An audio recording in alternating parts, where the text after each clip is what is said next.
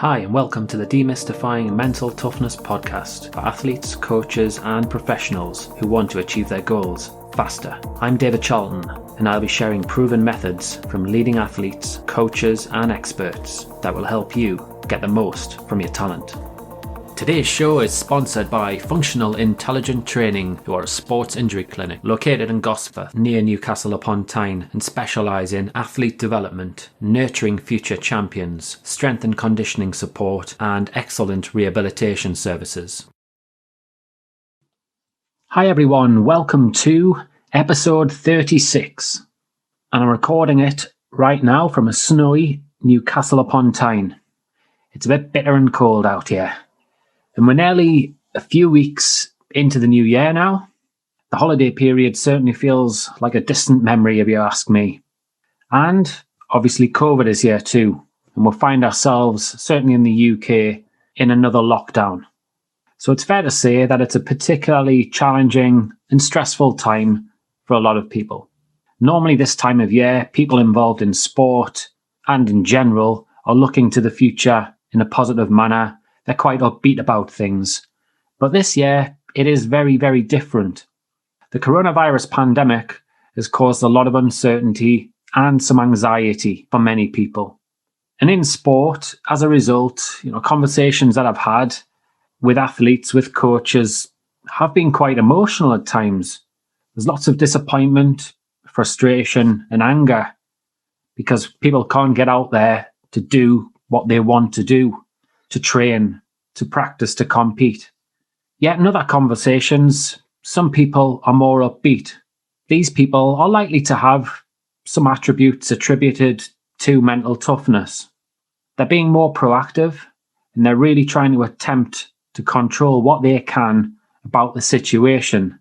Yet a common topic from these people, and certainly the other guys who are training but are quite disappointed by things and more emotional about it, is intensity. The levels of intensity in their training and in their practice aren't necessarily where they want it to be and where it ought to be. And then you've also got to think about professional sport right now.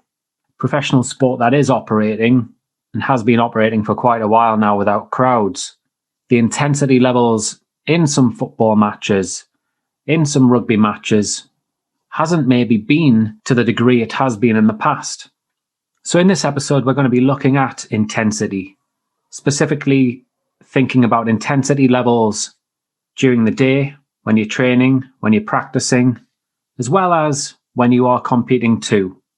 At the best of times in a normal season or off season, many athletes do find it difficult to stay motivated, to practice, to train at a high level throughout.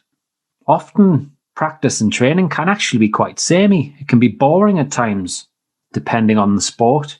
So it's important, obviously, to have some sort of variety there. Sometimes sessions can be long and never-ending. Seasons, they can be lengthy too. And when you throw in setbacks and difficulties, perhaps a loss of form, injuries, financial worries, they can really take their toll mentally and physically on you. And during a year, a lot of time and a lot of energy is really needed in order to crank up the levels of intensity in your practice and your training. And with pressure and stressors that exist in and out of sports and the various different distractions around us, just got to take into account the current coronavirus pandemic. I'm just wondering how that's affected your motivation or your focus. Maybe you're not going to be competing for a few months. And when this is the case, it's very easy just to make excuses. I'll not bother doing this practice session today. It can wait till tomorrow. Or, I'll just skip that gym session in the garage, that weight session. Or when you actually do train, what is the level of intensity? It's very easy to go into sessions on autopilot, not really giving it your full attention. And comments that I've heard time and time again from athletes and from coaches include, well, it's only practice. It's not the real thing. The weather's really cold outside. I'm not competing for a while, so why does it matter if I miss practice today? Oh, I've got a slight niggle in my leg. Maybe I'm better off resting it. I'm not 100% today. I'll just give training a miss. So I'm wondering, do any of these comments sound familiar to you? Do you make these excuses? Do distractions mean that you don't practice or train at the full intensity level? Because these excuses and these distractions can mean that you don't go on to play to your potential when you are ready to compete. These can become mental habits and physical habits too, which have a massive impact on your performance, where you're not able just to step it up that extra notch when you want to in the longer term. And it is part of the reason that some athletes don't achieve their goals. So let's think about the goal of training. It could be argued that training is there to challenge you. It's there so that you really push yourself, so that when you compete, the pressure is something that you're used to. Because when you challenge yourself, it can really prepare you to be at your very best when you are competing. Top athletes, they tend to push themselves so much that when they do compete, it actually feels easier physically and mentally. For argument's sake, take the marathon runner. A marathon's 26 miles, right? They might do training at a much higher intensity at times, as well as actually running 30 miles or in excess of 30 miles, so that they're really strong towards the finish. So a question for you. In the last month, on a scale of 1 to 10, how challenging has your practice or training been? And incidentally, for some ideas on how to ramp up your training or practice, you might want to go back to episode 4, where Chris Paisley, a European Tour golfer, talks about how he went on to challenge himself. He talks about figuring out how he could get nervous when he's practicing. And with his team, he came up with the idea of doing some TrackMan tests. And if he didn't score a certain points level, he would have to do a punishment. Something like doing 20 press-ups on a golf range in front of loads of people, which the thought to him was really embarrassing. It really meant that he focused on the shots and it actually got the nerves going for him, because often that doesn't happen in practice for people. So challenging yourself in this sort of way, in practice or in training, can really help harness the mental toughness that you require to achieve your dreams, to achieve your potential. And now we're going to consider professional sport as it is now. For any professional athletes that are listening to this podcast, and I know there's quite a few, these guys are playing in front of zero crowds right now when they've been used to in the past playing in front of 10,000, 20,000, 50,000 people. So how do you get yourself up? I'm going to share 5 tips that you can do to really help yourself. And this can also apply to actually trying to get yourself up for training too. So number 1, why not build a playlist that really gets you in the mood, in the warm-up, to a match, to training. Have a really rocking playlist which is motivational and really psychs you up. Number 2, now let's think about your actual warm-up.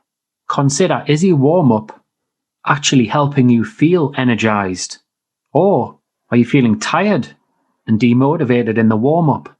If that's the case, then maybe you need to consider switching your warm-up up so there is some intensity there to really get you going. Thirdly, you might want to use some sort of self-talk, some buzzwords to get you psyched. Self-talk, it's known to improve concentration, to boost confidence, to increase strength, but it can also be highly motivational, where it can really help you produce maximum efforts.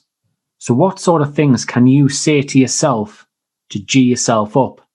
Another thing to consider, would actually getting angry help you get focused and energized? And this could link to the self-talk. Maybe you could use anger to really focus you. You could think of some angry situations that you've been in the past and how you felt. And yes, anger can get quite a lot of negative attention, but it can also be used from a positive point of view, can be an empowering emotion. For example, I know last season when I worked with a number of racers, they would think about their rivals, their opponents, and picture having one-to-one battles with them. They would think about all the things that they disliked about that opponent and all of the feelings that it would bring about if they did beat that opponent. Which takes us nicely now to visualization. That's the fifth thing. Using visualization to really enhance the intensity of your performance, be it in training or when you're competing, is known. And perhaps you can do that while you're on the move. You can add some motivational music to it if you really want to. It can really help you rehearse how you want to be, how you want to walk, how you want to talk to people, how much energy that you've got when you are performing. And the brain has difficulty differentiating between imagined and real experiences. So this, if practiced on a regular basis, if put onto an audio, it can be really, really powerful.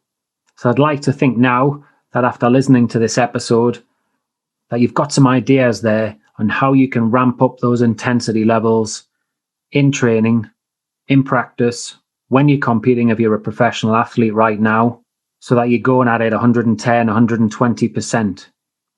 If you've got some other suggestions to add to the 5 that I've proposed there, feel free to get in touch. Drop me an email at info@sport-excellence.co.uk, which I'll pop in the show notes. Or feel free to get in touch via social media. It would be great to hear your thoughts on this.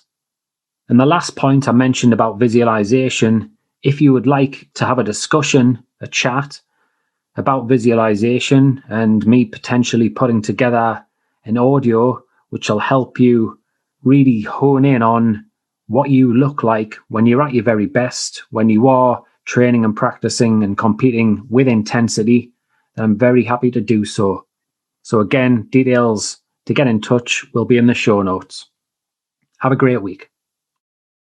I'd like to give a big thanks to today's sponsors, Functional Intelligent Training, who are a sports injury clinic located in Gosforth near Newcastle upon Tyne and specialise in athlete development, nurturing future champions, strength and conditioning support and excellent rehabilitation services. Thank you for listening to Demystifying Mental Toughness today. To sign up for tips and advice to help you be the best that you can be, go to www.sport-excellence.co.uk and sign up to the Mental Edge newsletter.